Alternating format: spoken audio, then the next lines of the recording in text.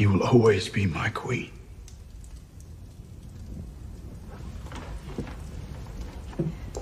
Is that all I am to you? Your queen.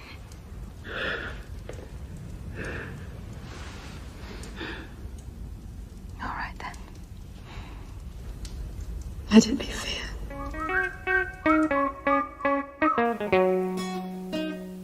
Dany chooses fear because her nephew won't make out with her. This is spoilers. I think it was a little more than a makeout. I think she was. I think she was a little lonely at Dragonstone. Stevie and I are both from Elkhart, Goshen area in Indiana. We know a little bit of something about being lonely, don't we, Stevie? Yeah, I mean, we're like skeleton crew on what's probably the most divisive episode ever. Do we want to address that? Like, Mikey's working, Jordan has work late sometimes. Brett, upsettingly kind of had a beloved pet pass away today. Little Emmett, the most adorable bulldog ever. Yes, awesome dog. But Pappy is just kind of MIA. Pappy's in Minneapolis, his old stomping grounds. And I haven't heard from Pap since he got off the plane. He is the creator of spoilers. Do you think he's going to be cool with us going ahead with this two-man weave? We've done it before. We've done it before. Let's do it again. Let's go. So let's get into Thrones here. Man, there's just so much to say, but I'm going to start with the plot and see where that takes us, okay, Stevie? Alrighty. Okay, so it starts off with Varys' arc ending, and... You knew he was dead in the first 20 seconds. You called that last week, though, didn't you? Well, I wasn't on the pod. I haven't been on the pod since like episode 2 weeks ago. We haven't heard from Varys really in like 2 seasons, and all of a sudden he's getting lines and camera angles. He was dead. Why do you think they stopped showing him generally? Because I really enjoy his acting in that character, don't you? He was my favorite character for the first like 4 seasons. Like, I loved Varys, and like the thing I thought was so incredible about the show was that Game of Thrones was being played by 2 men that were never going to get to the throne. Mm-hmm. Like, that was what it's a medieval soap opera, so I enjoy the soap opera aspect of it. And they eliminated one of those men, and now they just like shelved him for like 3 seasons. It was very upsetting. He is the subject of many of the deep web Reddit theories about this series, and I wonder what a lot of those people that have been theorizing about this for 20 years thought about his arc. Like, he's truly a good guy, I think, is what's revealed. Like, he's just trying to get less people killed. Yeah, I mean, even like when you think he's a bad guy in the earlier seasons, like it's pretty like you find out in season 5 and at the end of season 4, like he wants what's best for the realm. And I think he realized pretty early on in season 1, Ned Stark was not best for the realm. I think he was wrong there, but yeah. So he gets killed, Stevie, because I think he wanted to supplant Dany with Jon, and Jon says for the 20th time, "I don't want it," about the throne. They say every time a Targaryen is born, the gods toss a coin, and the world holds its breath. I still don't know how her coin has landed. I don't want it.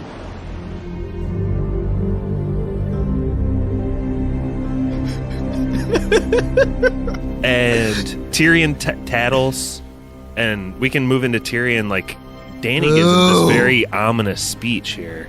What do you think about the most clever man in all of Westeros just being like a total like turncoat tattle? I think Pappy brought up a point. I don't know if it was 3 weeks ago or last week, but like, Tyrion hasn't done anything clever or helpful for a long time. Since season 4. Yeah, what's the deal We're now in with that? season 8. The showrunners had no idea what to do with Varys and Tyrion. Like, well, think about this. Like, Tyrion peaked in season 4. Like, and that's like when he was like shipped away on the boat with Varys, and that was really like the end of what was like the most compelling character in the show. I think that those kind of characters, and this is actually just hitting me, this is not in my notes, but characters like Tyrion and Varys and Littlefinger who are plotting deeply and kind of like ahead of the chess game, that takes some serious thought out writing. And I think it's pretty clear to everyone at this point, seasons 5 through 8, D&D weren't really... Not deep. They were not planning on doing laid that. writing. No. So therefore, Littlefinger's like, he just leans against walls to show that he's smart. And kind of whispers in his voice.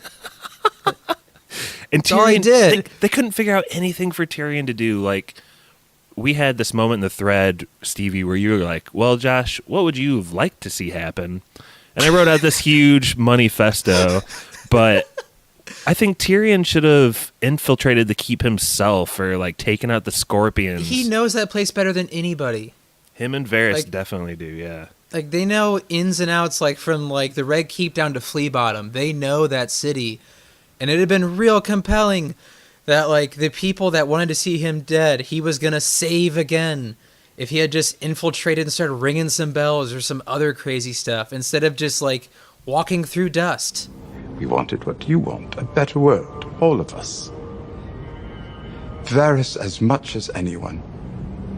But it doesn't matter now. This entire episode is just him looking scared and like, literally wading through dust. It was... I hate it. He has a reason to be scared, because what I was getting at a minute ago is Dany says, like, you've effed up twice. 3 strikes are out, buddy boy. And he goes for a home run very next thing because he's trying to free, like, a captive of war. Like, he's...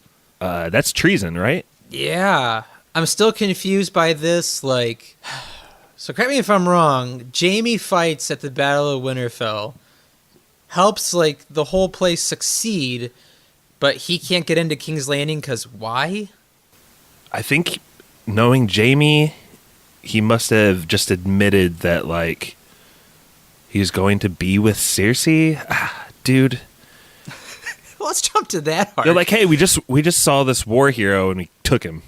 It's like, huh? Yeah, like, hey, we just fought along, like, beside this guy because, I don't know, 9/10 of our army should be gone. There's not a whole lot of us left. I recognize this man.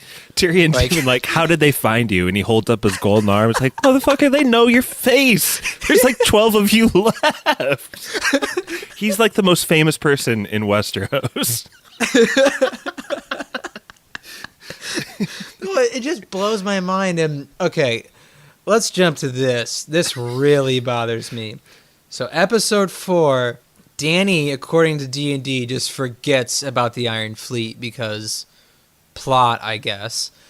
And Rhaegal gets shot out of the sky 3 for 3. Like, those scorpions they shoot at him, they don't miss. They hit him, like, in the throat, in the tummy, and in the chest. Like, they were on NBA Jam fire. And then all of a sudden this week, they can't hit a even bigger target in Drogon. They went straight Kyrie in the 4th quarter. It made no sense. I think that there was some unnamed hero of a pirate on one of those things, just ringing it up. And something happened to him in the backstory, man. Larry, we should call him Larry Bird. Just Dude, like, he was on fire. He didn't miss. he hit like the wing, the chest, and then he got like the money ball He got straight the through neck? the hoop, through the neck. Yeah. He got the neck. And then all of a sudden this week, everyone's like, how do these things work? We can't hit him. And Drogon destroys 1,000 scorpions in a matter of 5 minutes. That is crazy. I think Dude, that's just bad writing. This is a great segue, though, because as Jaime is released by Tyrion, Euron is like the only person that swims to shore from the fleet. As Pappy said a few episodes ago, in true Thrones fashion, he washes up the exact moment Jaime's walking by. So you have like the two rivals for Cersei's heart, so to speak, here. Well, that Cockney pirate, Euron, who is he way cooler in the books? So I keep reading. I haven't read them, but I just heard like he's like into the dark arts. He's a little mystical. He's a He's, dark like, not- lord with like no fear and like He's not like this bumbling like sex addict drunk. the thought that Euron in the book would be satisfied that he like killed the Kingslayer is utterly ridiculous. Like, he thinks he's a Norse god, basically. Yeah, you think, okay, thinks he's a god. That's cool. This would have been cool. So, like, he washes up to shore. One-handed Jaime Lannister gets punctured in the lungs twice with a very, very large blade, and yet still defeats Euron. That's how strong his love for Cersei is. I mean, honestly, and he was goading Jaime, like, I banged your sister, haha. Like, I don't know. I thought this was probably one of the weakest parts of the episode, didn't you? I already ripped on enough with pointing out Euron's inaccuracies, but Jaime runs into the keep. So we'll just leave that arc alone for a second, and we'll come back to the battle, because Dany, there's no plot device or like writing aspect, just seemingly the Scorpions miss her, like you said, and like nothing can hit her. Larry Bird had the flu that night. Yeah, it's not Michael Jordan's flu game, it's the Larry Bird flu It's the Larry Bird flu game, so they can't hit Drogon. You've never heard of it. That's how bad it sucked. So Drogon kills all the defenses. He blows up the gate. The Northern armies plus the Unsullied plus the Dothraki, they go in. And I don't mean to keep harping on bad writing, but there has to be consistency to each episode. And what was so compelling after the long night was they have no army left. Man may have survived, but Cersei has a severe upper hand. And they roll up to King's Landing like the same army they had for the long night. Did you notice that? I was like finding myself counting the Dothraki, because I was like, Way I'm pretty too sure many. they only showed like 4 surviving that They charge. showed 4 like running for their lives at a 100-meter dash sprint. Like, okay, those guys may have survived. And then you go over to King's Landing where they're like beheading people and trying to rape everybody, and there's like 1,000 of them. And it's not just them that's doing the pillaging and raping. It's the soldiers from the north. It's Grey Worm throws his spear into some clearly unarmed soldiers. Yeah, that's kind of what kicks everything off, is like all the soldiers are like seeing Dany with the dragon wipe out like all the scorpions, like, you know, the Golden Army is done, and the Lannisters are like, Cersei is not worth this BS. I'm just going to lay down and we'll live to talk another day. And Grey Worm pulls a Night King, and I mean, he Uncle Rico's this spear into this dude's face. I love that shot, actually. It was a really cool looking It was scene. a very cool scene. Very cool. It just it However, pretty much the writing, kicks off all the fighting. The writing, though, this is my biggest pet peeve with the episode, in that everyone on this side of the North that was just coming from this huge battle between literally life and death, they just had death incarnate. They just had a huge existential crisis and like went through it, and they should be completely changed. And to think everyone just, I mean, I get Dany, she's got to be the Mad Queen, right? But to think that this army, after seeing what they've seen, is just going to come into the city of the living, who they kind of just fought and laid their lives down for, is like they're going to just rape and pillage them and stab burning people. I didn't understand that at all. It's like they just lost their minds and rape because of war. Like, I understand bloodlust to a point, and I think Grey Worm had that. I mean, he definitely had bloodlust on his mind, but like, really? Like, all these like simple folk from Winterfell who like are tired, they don't want to fight anymore. They literally just watched all their loved ones and friends die around them. Like, oh yeah, let's start killing all these people, like women and children, for no reason. And this is Jon's plight, too, is to be the point of view of being like, oh, this is so messed up. This is bad. This is bad. Father would not have liked this. They show those slow motion shots, and you're just like, oh. Yeah, I mean, so I'm going to kick it to you. He doesn't want it. He doesn't want it. I don't want it. Jon, I don't want to kill you. Drogon and Dany kind of mowing down the city of just flame.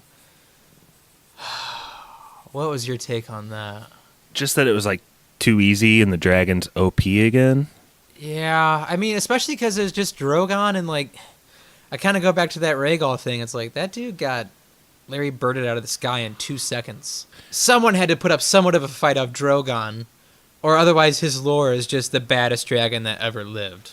Yeah, I hope that next episode has like consequences for this choice that Dany's made. I'm sure it will, but like, I agree. I just think it goes back to the inconsistency of the Scorpions. Like, that's why it sticks out so much. You go 3 for 3, then 0 for 3,000. And then even in the previous season, what are the odds?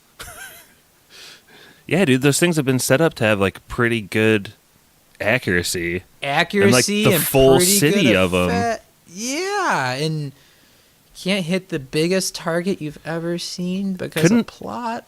Could that have been like a Tyrion moment to be like, Dany, I've been studying dragons my whole life. Do some of these maneuvers so that these spears won't hit you. I mean, it just didn't jive with me. Like, it just became too easy. And I think, I mean, everyone has seen it. Yeah, she's becoming the Mad Queen, but it has like rapidly amped up. I don't know. Her becoming the Mad Queen, I don't think it really wasn't earned throughout the past 2 seasons. Yeah, but people online have been pointing out, like, look at all these breadcrumbs. She burnt this woman. She burnt this building. Bad people? Just because there's breadcrumbs doesn't mean it's good writing. And, like, I think there's no... And there's also breadcrumbs of you're not your father. You're not your father. Mm-hmm. Mm-hmm. Like, it goes both ways. So I don't think, like, her just, like, seeing a... bells ringing and then seeing the Red Keep is like, I need to kill tens of thousands of innocents. That's kind of how they explained it in the post episode. They're like, she sees the castle and it represents everything like all her ancestors built this, and so she goes mad. First of all, that's pretty thin explanation. Second of all, she goes on to just destroy the hell out of it. Like, she wasn't preserving the Red Keep at all. No, and one thing I did like seeing, though, was the wildfire throughout the city. My question to you is, do you think Cersei had Qyburn put the wildfire like before they got there, or was that like pre-wildfire that like the Mad King had left from a long time ago? There's no way to know with the way the show did it. I think they just added in CGI cool effects. It looks cool in the episode. It looks great.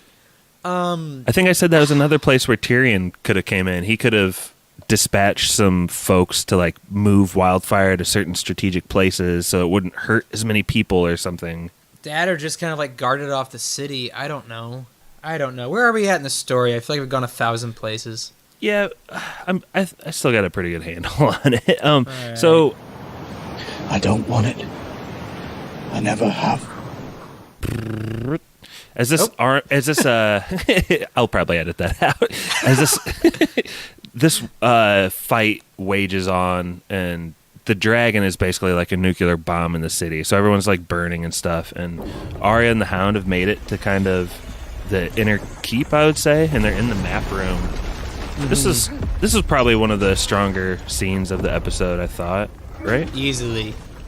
Yeah, I mean, these two have been rolling pretty deep together since what, season 3? End of season 3. Yeah, but I mean, I think in the first episode, the Hound's part of that whole group that comes to the north, and they've seen each other since episode 1. Yeah, so I mean, they pointed it out in the episode that their storylines really kind of symbolize each other in the path that they're on, which both of them are out for revenge. Mm-hmm. The Hound is obviously going deeper in. He's like, Arya, he pretty much gives her like the Han Solo, I love you, I know type deal, where, he's just like, you go any further, you're dying, and you're staying put, and that's when she calls him by name, not the Hound. Well, that was cool when she called him Sandor, I thought, too. Yeah. Because people don't usually call him that. But I also think that his message was basically like, revenge isn't the way you want to live your life. You'll end up a burnt asshole like me. Killing people for chickens. Killing people for chickens and like not caring about anything. And the Hound continues on, and Arya leaves, and she's like showing to be a good person, I think, ultimately. But the Hound goes up, and what proceeds to happen on the stairway that fans have been waiting for a while? Get hype. Qyburn gets his head exploded. Obey your queen, Sir Gregor. No, that's not what I'm talking about. Dude, I've been waiting for that forever. I can't stand that man. Clegane Bowl. Let's go, Clegane Bowl. Clegane Bowl. We have been talking about this for what, 4 seasons? 3 seasons? 5 years. Oh, it's been... I'm not going to lie. Out of all the fan services, I'm happy they chose this one. I was so happy because I honestly thought Sandor the Hound was going to get his head exploded like a grape tomato. Like Just like, just like Martell did. Inigo Montoya. I thought it was like game over because the Mountain... So, is he a zombie in the books at this point, or is that not written yet? He seems to be, but it's much more... Subtle? Fan theory. Yes, very subtle. All right, because I don't know what you thought about his look. I thought his look was dumb. You called him Darth Vader in Return of the Jedi. Darth Mountain. He looked like... Dude, he looked so dumb. I understand... I don't know. I didn't mind the way he looked, but here is my problem with it. And, like, it was beautifully shot, and I love that they fought. It was very gratifying to see, but I thought it was kind of weird that he retains this memory and hatred for his brother, but he can also be stabbed through the brain and live through it. Really confused. I mean, it's just magic, I guess, but I feel like Germ would have wrote it with... I don't know. I don't know if I buy that this zombie has revenge in his blood to the point that he's, like, throwing his creator down a flight of stairs, but I did love Qyburn getting thrown down the stairs. Don't get me wrong. Obey your queen, Sir Gregor. When his head exploded out, I started busting up laughing just with excitement. I was like, yes! Finally! That dude can die.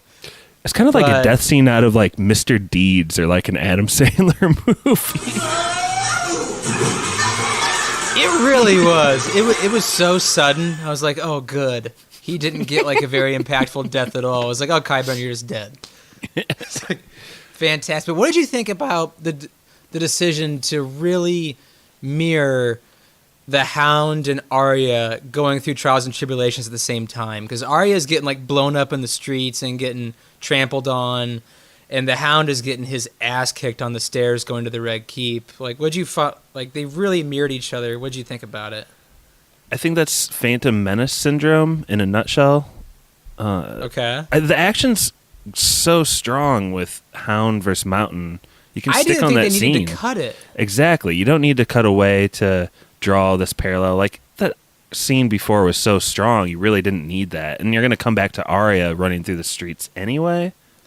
Yeah, and it's confusing to me because D&D even talked about it on The Long Night when they said, like, nonstop action can get tedious, but really that fight could have been boiled down to, like, 50 to 60 seconds of just brute, you know, rock'em sock'em robots action. I didn't think they needed to cut away from that at all. That scene culminates, and we're skipping a bunch of great parts because their fight is awesome. Go check out the episode, but it culminates with the Hound tackling him out of the window, and they fall to their deaths.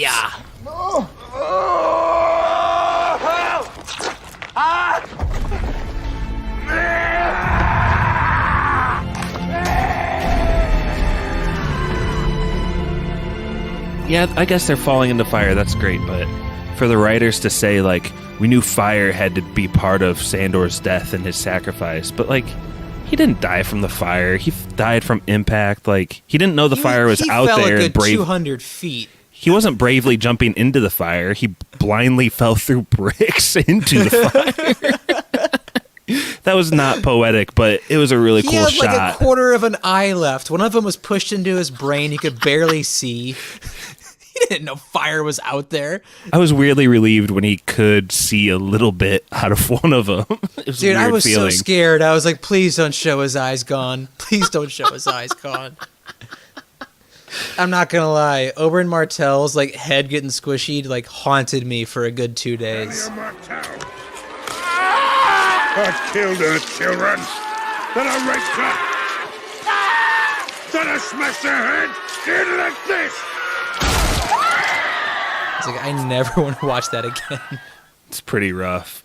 So on Arya's end, there's really not much to go through here. She runs through the city kind of like John did earlier, seeing the horrors that Dany has reigned upon the city, and she escapes on a white horse, who some say Bran sent, but either way, it seems like Is it Bran? biblical reference or something. I don't know. Whatever happened to Raisin Bran? What's he doing?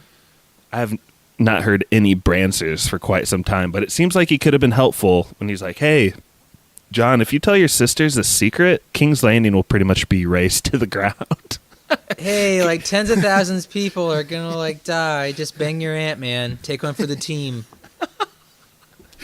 We've been saying that all day. That's so bad, but so true. Like, when she was seriously that off her rocker, and you know it's coming down the next day, like, bro. She just like torched one of her most trusted advisors. Just give her what the woman wants. I don't want it. And you know what she wants. She's made it quite clear. She's quite lonely at Dragonstone. There's no Missandei. All the Dothraki are dead. Jon, you're the only one left. I don't want it. Up next is Cersei. She, like, once she finds out that the city is lost completely, she starts to kind of retreat down through the Red Keep. When the Hound and the Mountain start fighting, she, like, kind of cartoonishly, like, tiptoes around it and just leaves. Very And- Acme style. Yeah. She ends up in the basement, and this is where Jaime, even though he has the 2 lung punctures or whatever, he shows up. Do you think they were trying to redeem Cersei? I think a lot of people actually like Cersei and enjoy Oh that. my Like, God. Like, they just love anytime she shows, like, any humanness. Like, that just gets some people, I think. That's not me. I like crazy villain psycho Cersei. But they kind of, Jaime and Cersei have this reunion where they're like, hey, we got to keep going. You know, I have a canoe next to the man, next to that drunken pirate you've been banging for the past 2 months. I'm going to get you out of the city. And so when they're going out, like, that rubble is coming down. That Barney rubble is blocking every exit. And they pretty soon realize they are going to die. And that's when Jaime just embraces her and saying, like, I love you. We're the only thing that matters to each other. And that's when they embrace, is when all the rock comes down upon them. Nothing else matters. Nothing else matters. Only us.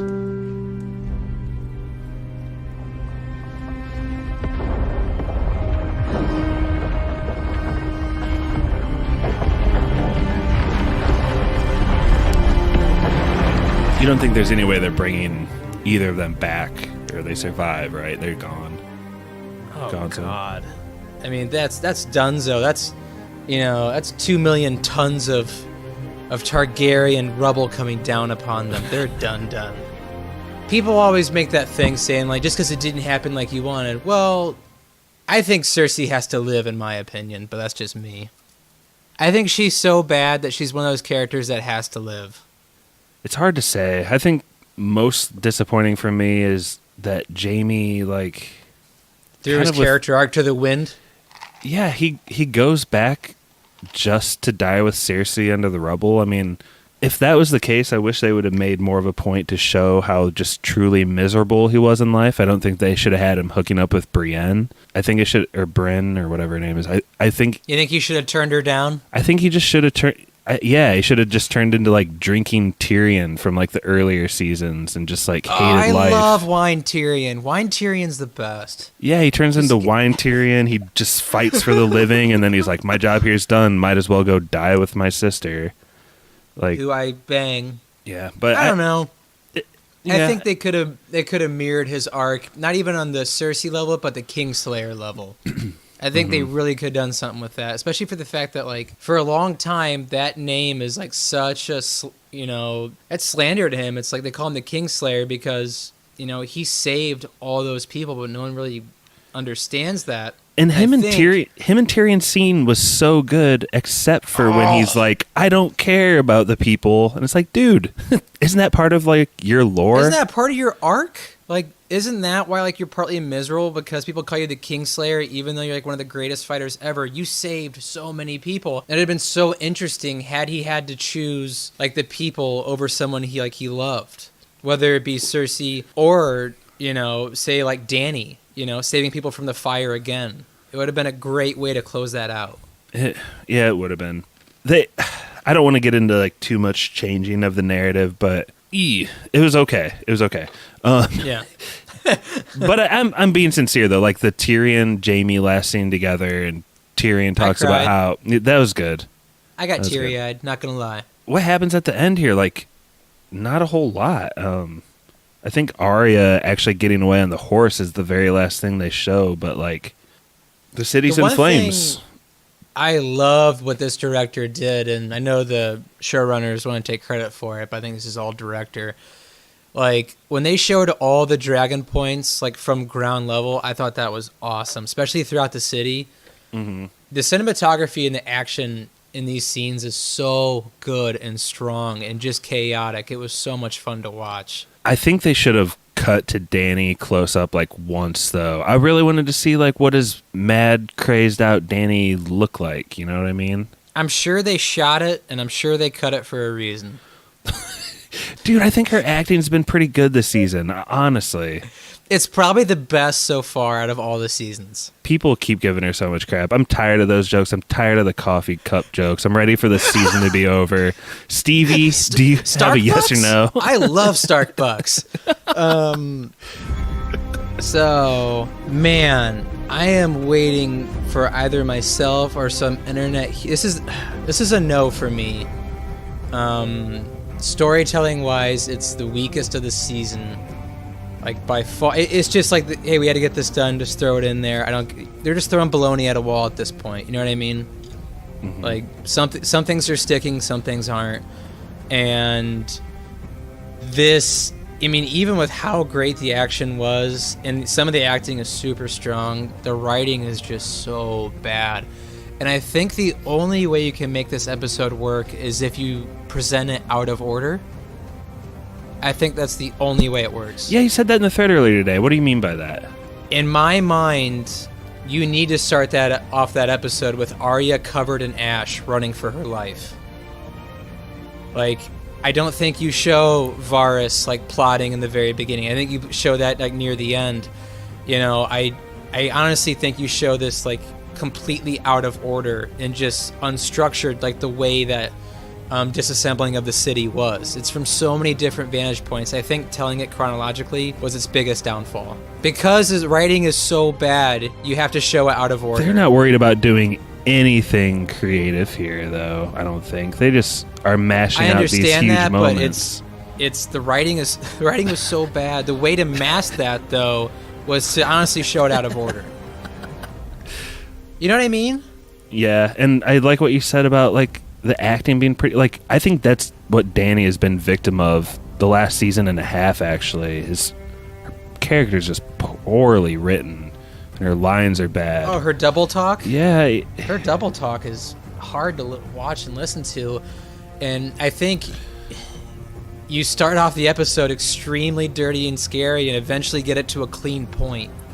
I think that's how that works best. I think ending it on the Varys death and making it more impactful would have been a better way to do this episode than dusty covered ashy Arya fighting a horse. That's my personal opinion. Mm-hmm. Kind of like we're starting at the end. This is how crazy it gets, and this is how it all started. Work your way back. Mm-hmm. I like that a lot, actually.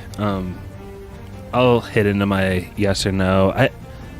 It's been really weird the last 2 episodes to have the internet suddenly get on my side completely about Game of Thrones. Something that rarely happens to me. In season 5, there was this scene with Arya getting stabbed brutally in the stomach. Sweet girl.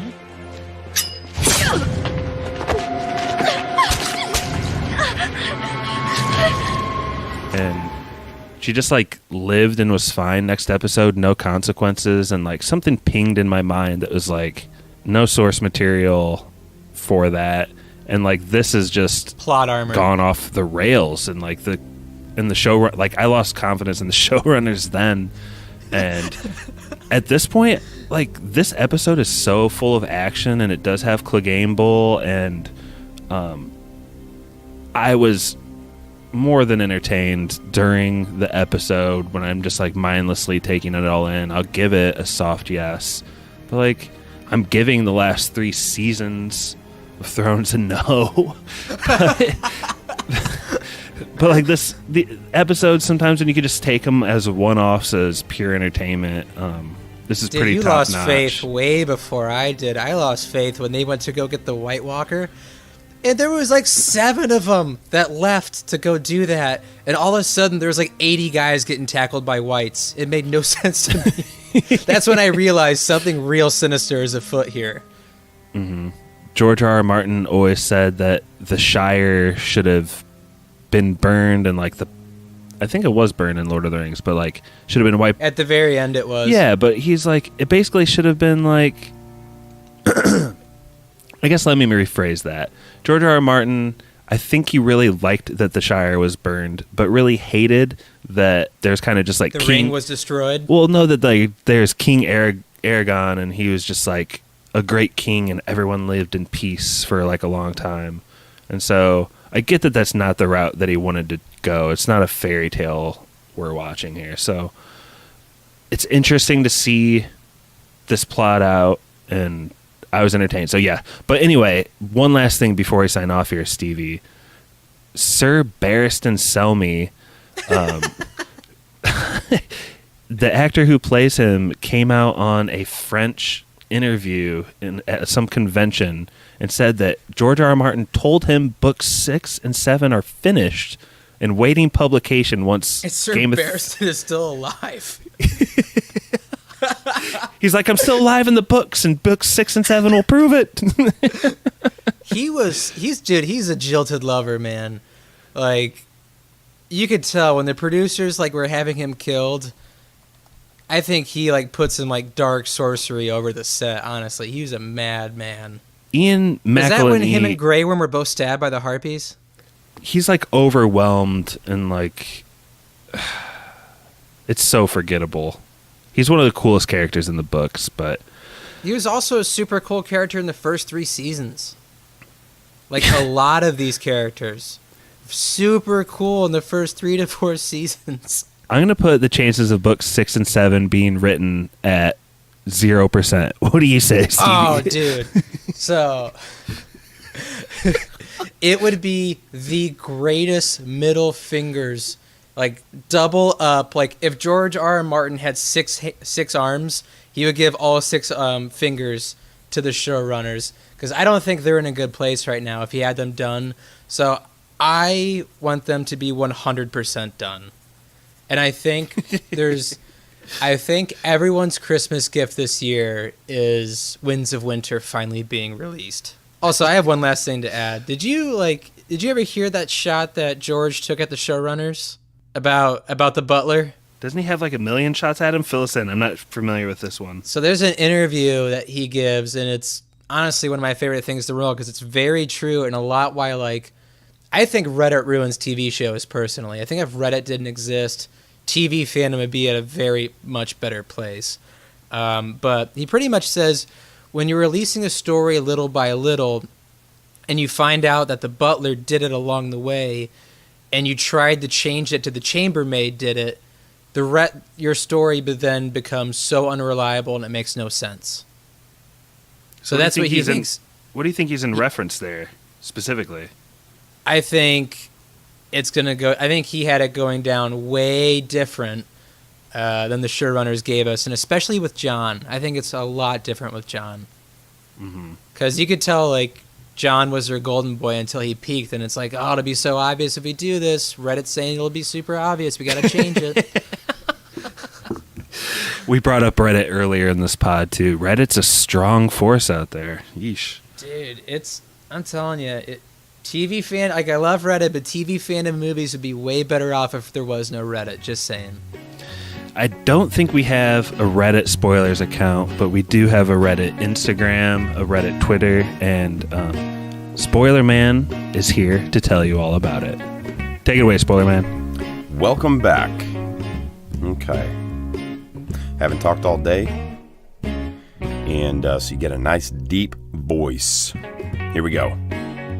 Our email is podcastspoilers@gmail.com. Twitter is @spoilers_pod. Our Instagram is Podcast Spoilers. It's lit. That was Spoilers. Okay, hopefully that works for you.